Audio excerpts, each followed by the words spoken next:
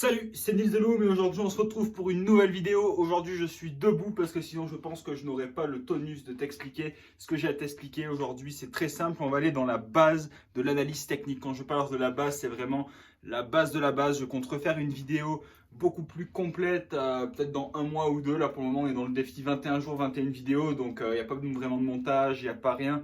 C'est vraiment filmer, importer, filmer, importer, filmer, importer.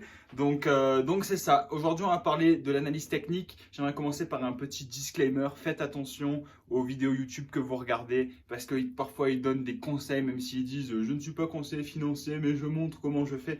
Faites attention parce que une expertise, encore une fois, ça prend 10 000 heures à pratiquer un art avant de devenir bon. Donc avant d'être trader, ça peut prendre 50, 10 ans avant d'être un bon trader. En plus d'être un bon trader, il n'y a rien qui prouve que l'analyse technique fonctionne. Peut-être que tout le monde fait n'importe quoi. Donc, même après 10 ans, ça se peut que le trading soit du hasard complet.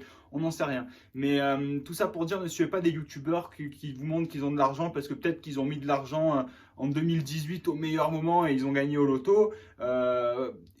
Et c'est que c'est pas des vrais traders qui sont derrière ça. Ou alors même on sait que les youtubeurs, eux, ce qu'ils veulent, c'est une communauté. Et à travers leur communauté, ils vendent des conseils, ils vendent des formations, ils vendent toutes ces sortes de choses. Ils font de l'argent parce qu'il y a des projets crypto qui les payent pour en faire la promotion sur leur chaîne. Donc faites vraiment attention quelle chaîne YouTube vous suivez. Même moi, ça m'est arrivé que je suivais un YouTuber il y a 2 ans. Il connaissait les termes techniques, les analyses, les M, les bottoms, les doubles, tous ces trucs-là. Et aujourd'hui, je me rends compte que même dans des périodes de baisse, il continue à avoir des titres sur ses chaînes. Mur tombé pour mur partir. Il est trop optimiste. Et ça fait en sorte que les gens investissent sans savoir. Donc vraiment, c'est ça. Faites attention aux gens que vous suivez parce qu'une vraie expertise en trading, ça peut prendre des années. Et voilà, donc on est parti sur la vidéo de la base de l'analyse technique. C'est parti.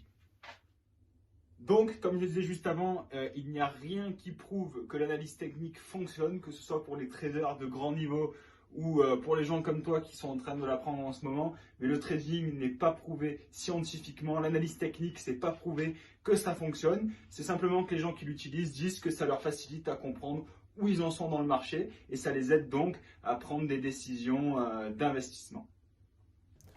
Ah, bah, je serais pas resté debout bien longtemps parce que j'ai plus du tout d'espace dans mon téléphone, malheureusement. On va continuer ça sur mon ordinateur assis. Et ce qui est important, c'est l'information que je vous donne.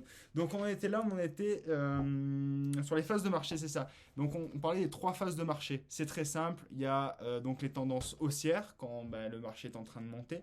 Il y a les tendances baissières, donc quand le marché est en train de descendre. Et il y a les zones d'équilibrage. Donc c'est le range, c'est quand on est dans une zone où on reste entre 2 zones de support et qu'on range et qu'on reste à l'intérieur de ces 2 zones-là. Ensuite, il y a les figures chartistes, comme on dit. Donc ça, il y en a énormément. On va juste en regarder 2-3. On va regarder les biseaux. Donc il y a des biseaux ascendants et des biseaux descendants. On va aussi regarder les triangles, les différents types de triangles qu'on peut mettre. Et aussi, il y a les canaux qu'on va regarder. Donc c'est les 3 seuls qu'on va regarder aujourd'hui. Et je vais vous faire un petit dessin papier.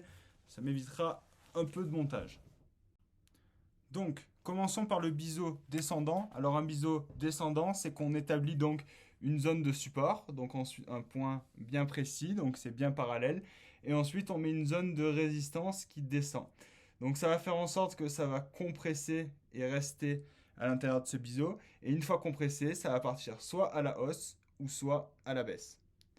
Pareil pour un biseau descendant, alors il y a le support, encore une fois c'est très précis, c'est une ligne bien précise, et il y a la résistance, donc qui est montante. Donc encore une fois, ça va ranger, et une fois arrivé et qu'il y aura trop de compression, on sera obligé de sortir. Ça va soit aller vers le haut, ou soit aller vers le bas.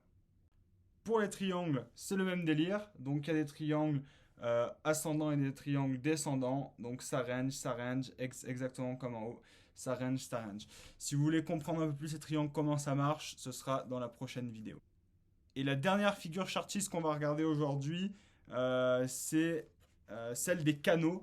Donc c'est soit encore une fois des canaux haussiers ou des canaux baissiers. Et c'est qu'en fait, la valeur du coin va continuer à simplement varier à l'intérieur du canot, mais ne va pas les dépasser. Pareil si c'est baissier. Donc ça s'appelle les canaux, c'est 2 traits. Tout ce que je viens de dire là, les figures chartistes, sur n'importe quelle application de trading, en fait, on est capable d'avoir des outils pour pouvoir dessiner directement sur les charts, donc sur les graphiques.